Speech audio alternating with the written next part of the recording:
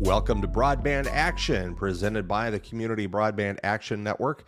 I'm Curtis Dean, your host, and I'm really excited to have two guests on with us today from the Institute for Local Self-Reliance. We're going to be talking about their ACP Dashboard that has been created and is a great way to keep track of how the American Affordable Connectivity Program uptake is going across the country. So I'd like to introduce you all to Marcattilio and Sean Gonsolves. Thank you for coming on, gentlemen.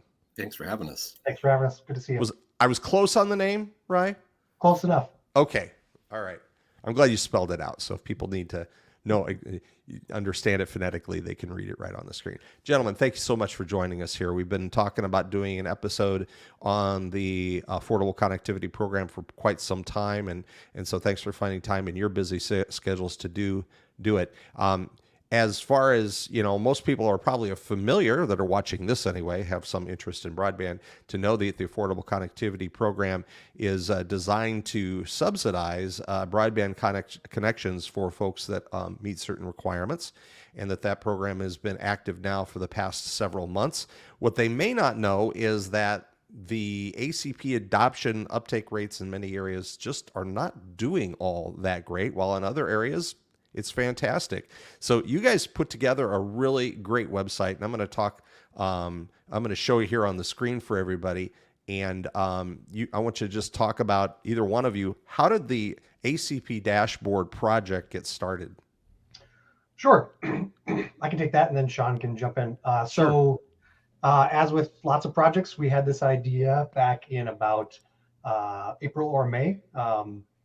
And I said to Christine Parker, our JS and data visualization specialist, hey, if we were to take all of the months that the emergency broadband benefit has been running, that was since June 2021, and input the data that included that, and then also include the 6 or so months worth of data that we had about disbursements for the Affordable Connectivity Program starting in January 2022, could we roughly say how long that money is going to last?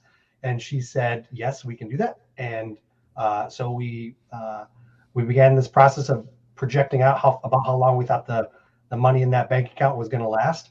And then that slowly morphed into a full-fledged dashboard, which exists at that acpdashboard.com, and kind of visualizes a whole bunch of different data points from the stuff that gets put out by USAC every week, in some instances, every 2 weeks in other instances. Well, I love data, but I don't like staring at spreadsheets or rows of CSV files. So what's really great about this is you guys have visualized it for visual folks like me, so that we don't have to go in and make our eyes water by reading lines and lines and lines of data. So what I really like what you've done with this dashboard, I like a lot about it, but you have different ways to look at the data. And, as I'm here on your website, for example, on acpdashboard.com, I can look at the enrollment by state. I can look at the enrollment by zip code. So if I am an interested person, maybe working in an advocacy program in a community across America, and I want to know how's it going in my town, I can look it up that way. You can see, how it's being used state by state. There's just a lot of information and resources here, and I won't bore everybody with all the details, but I'd certainly encourage everybody that's watching today to head to the acpdashboard.com site and take a look at it. So one of the things I wanted to bring up with the two of you is first of all, is the adoption rates right now across the nation look really, really lumpy. Mm-hmm.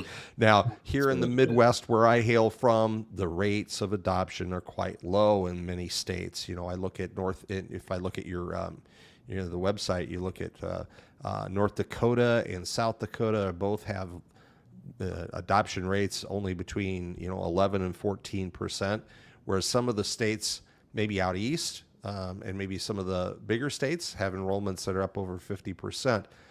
What are some of the reasons why folks that are eligible in many areas of the country have not taken advantage of the Affordable Connectivity Program?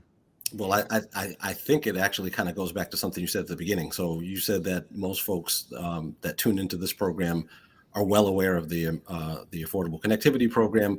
I don't think that's actually the case, generally speaking, which I think is why the FCC kind of, belatedly came around to that realization and is starting to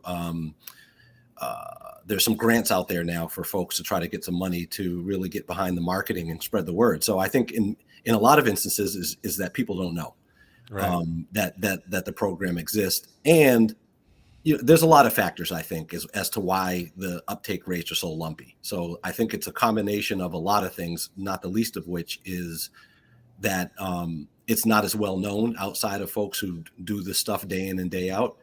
Also, I think a lot of the large incumbent providers haven't exactly gone out of their way to let folks know that they're participating, and it's also we have a lot of anecdotal evidence that suggests that it's not exactly easy to sign up to get into the ACP program. Indeed. The barrier to the consumer, as you alluded to, and I've certainly read a lot about, it seems like a very daunting task for the average consumer to get qualified, or at least maybe more than it should be. Right, it's more than it should be for sure. There's a lot of sort of bureaucratic and corporate bureaucratic loopholes or hurdles that folks have to jump through in order to enroll in the program. And it's unfortunate because it is a really important program. I mean, we consider it to be a short-term solution, but certainly for folks that need to get online yesterday and have service in their area that's adequate, it's certainly a terrific benefit. And so it's nice to see that the FCC is starting to put some resources behind getting the word out, and also for various organizations to get involved in helping people to sign up. Because I think one of the other issues as well is being able to partner with trusted community organizations who already have established relationships with folks in the community. So I would say that that's a part of the picture. Absolutely. So it's going to really take a lot of different entities and individuals lifting here to make the ACP as successful as it could be. Organizations like community action agencies, senior citizen organizations, advocacy organizations like the National Digital Inclusion Alliance, and others that are all in this space wanting to promote the ACP. I think it seems to me another challenge for ACP adoption, especially maybe in some of those more rural states, is that there are a significant number of especially smaller providers that are not participating in the ACP because of what they see as the red tape it takes to participate.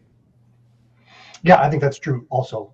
Sean mentioned anecdotal evidence earlier, and we've heard that as well, that some of the smaller ISPs especially just don't see it as worth the effort of participating.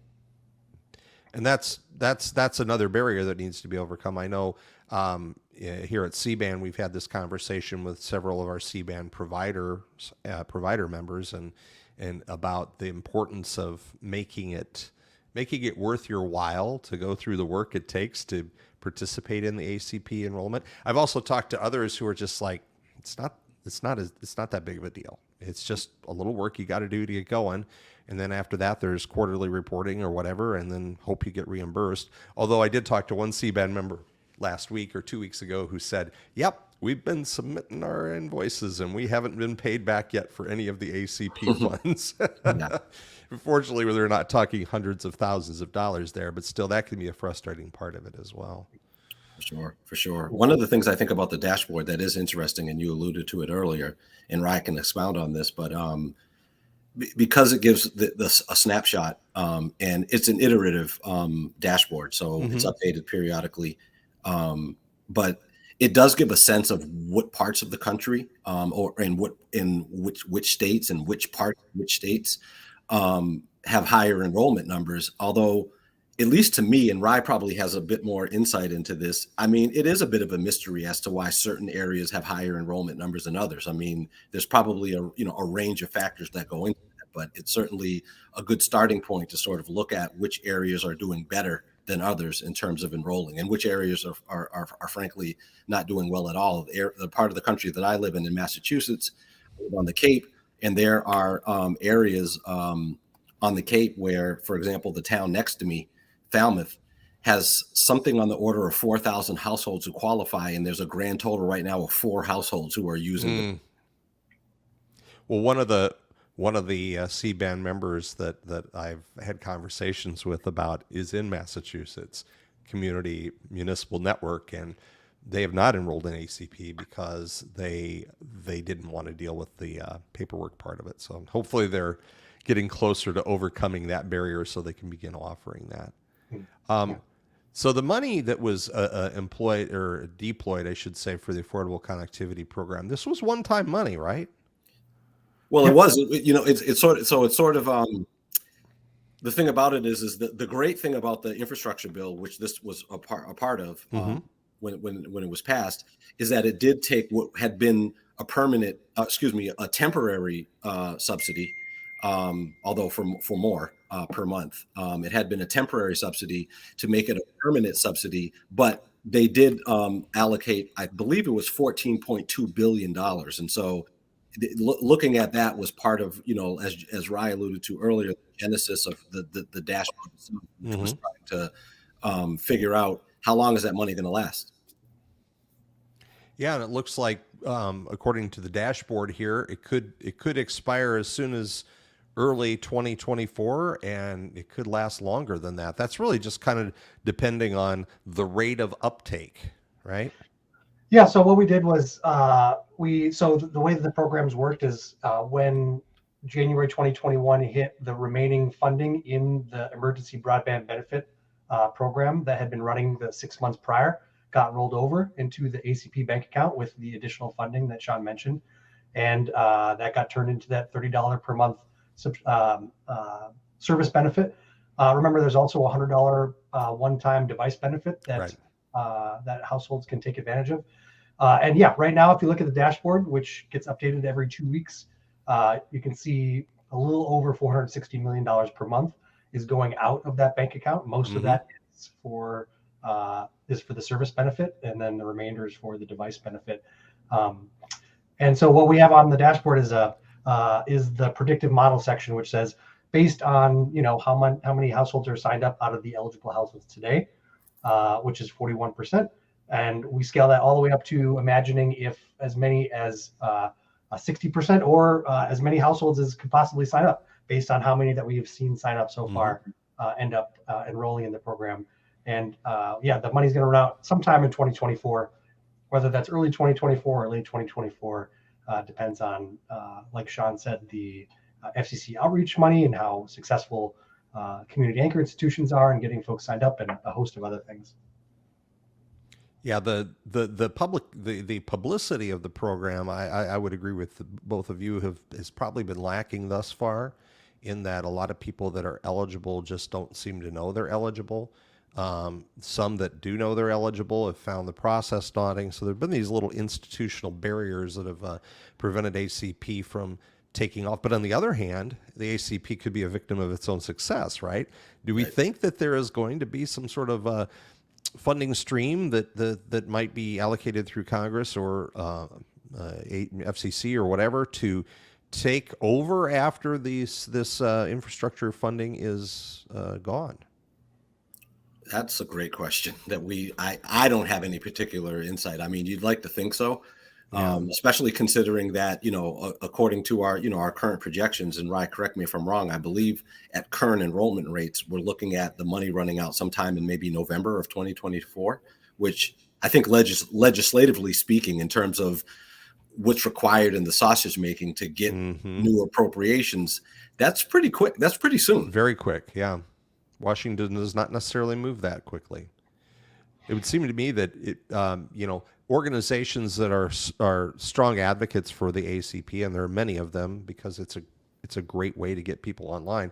They need to be communicating with those lawmakers now that, hey, we're all excited and we're getting all these folks hooked up and they're loving their internet experience and their lives are changing from it. Don't let this money run out. and think we're gonna promote it, spend all this time promoting and advocating for a program that doesn't exist anymore. So Right. I mean, there are people of the mind that, that would argue that, when you establish, benefits like this, that they're difficult to take away. I'm not convinced that that's necessarily the case when you get into kind of austerity politics, or when things true. get put on the chopping block. So there's those considerations to think about also. And also the demographic that the ACP is most greatly benefit tend to be a demographic that can get underlooked, Yes. or overlooked and Overlooked. underserved by elected officials because they don't have a lot of political clout. These are folks that are maybe struggling to make ends meet, and need internet, but that $30 a month benefit or $75 a month in tribal areas is the difference between having internet or not having internet. Right. Right. One of the other, I think, fascinating things about the dashboard, and Ryan can really speak to this as well, is that another thing that it tracks is how the benefit is being used, whether it's for home internet subscription or whether it's for mobile devices. And there's an interesting mix on that front as well.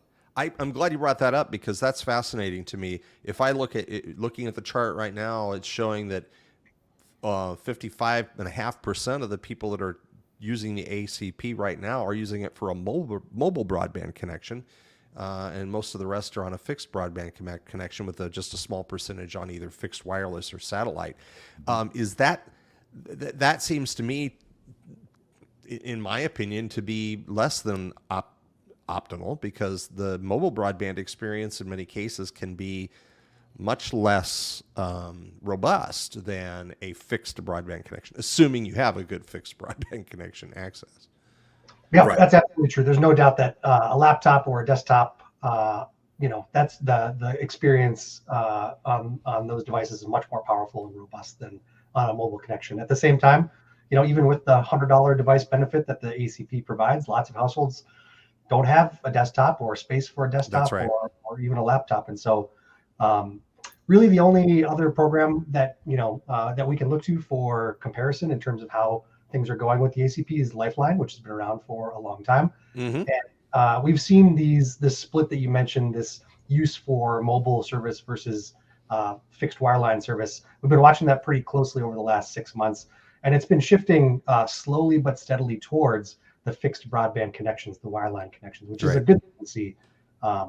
When you compare ACP use so far to Lifeline use, it's also good to see that it seems like folks are using the ACP more for wireline than previously they have used Lifeline for. Well, it still comes down to a matter of economics for these folks, right? If they're getting a $30 benefit, they want to apply that $30 benefit to have the best impact. And if their only option for internet is a $100 a month service of some sort, that $30 doesn't go as far as if it's $30 toward a $50 mobile broadband data plan. For sure. And I think there's other factors as well. Low income households, I think, tend to, is a bit more transient. Folks move quite a bit more, I think. Yep. And frankly, sort of the way it's embedded in our culture. I mean, if in your calculus you're saying, look, I can either choose between having like cell phone service and that kind of connectivity, or buy a home computer system and so on and so forth. Right. You can see how that could be more attractive. I think in our society, it's like everybody wants and feels like they need to have a cell phone, just about. And so I think, and we've also heard anecdotally too that there are some mobile carriers out there that are basically selling sort of free cell service, but using the ACP benefit. So there's all kinds of factors that go into that, but it's certainly something to track. The cellular providers have always been very aggressive with programs like that. I remember when the Lifeline was first enabled to be used for cellular services, they basically were touting free cell phones, and that's what a lot of people used it for at that time. And you're seeing some of those same trends here today.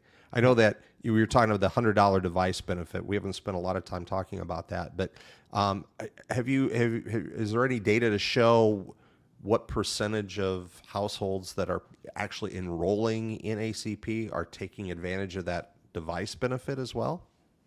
So there's a ton of data that we would love to get more granular with USAC. It'd be great if they released more data than they have. We don't know what percentage of households that are using the benefit are taking advantage of the device benefit. But we can say that there's each of the elements has a breakout button, and you can click into and see a little more data, a little more info about how each of the how this data is being used. It looks like 240 million has been spent so far using on the device benefit specifically. So that looks like slightly less than 10% of all of the funds that have been expended so far. So people are using it. People are using it, although $100 doesn't go very far. I can attest, as a guy who shopped the Black Friday sales to buy Chromebooks for our digital navigator program here that C-band is implementing in portions of Iowa. And we scored some pretty nice little boxes for $129 a piece, but that was because it was Black Friday and we got $200 off. So Mr. Value Shopper here has 5 of them sitting in his closet, so they're ready to go, and we start putting them in the hands of our digital navigator clients. Yeah. Well, as we wrap up here today, again, ACP Dashboard is where you want to go. We want to encourage people to check this out. Put that website address back up there again. Gentlemen, what other great, cool things is Institute for Local Self-Reliance working on that we can do another podcast on again someday? Well, one cool thing that we just recently put out, again, this comes out of Rise department, the research department there, but Christine, who was at the center of putting together this dashboard, also recently put out a how-to guide, video how-to and PDF walkthrough of how to submit FCC broadband availability map challenges, which is very much in the news these days as the FCC's maps were recently released.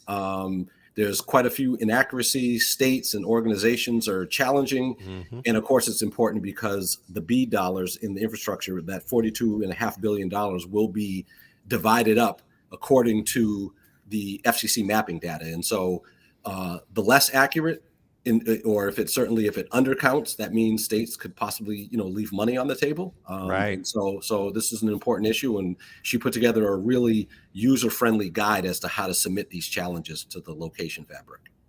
Well, I do appreciate that the FCC maps, when they were released, they did have that opportunity for challenges at the consumer level. Mm-hmm. And as somebody who was on that map the day it launched and looked up his own address and found 3 providers that were reported that don't actually offer service in my townhouse home complex, I jumped right on there and filed my appeal. I got a nice email in response saying, thank you for your feedback. Hopefully that will be reflected in the maps when they get revised. Well, gentlemen, thank you for all your great work. And again, for folks that don't know, the Institute for Local Self-Reliance, check them out. It's muninetworks.org. They have a lot of things they do. It's a great resource for anyone who is worried about getting better broadband to more Americans. And you guys do epic stuff, and we really appreciate all your feedback, and proud members of C-band as well. So Ryan, Sean, thanks for joining us today. Pleasure to be here. Thanks for having us. Good to see you. Thank you. And thank you, everybody, for tuning in this time around to Broadband Action.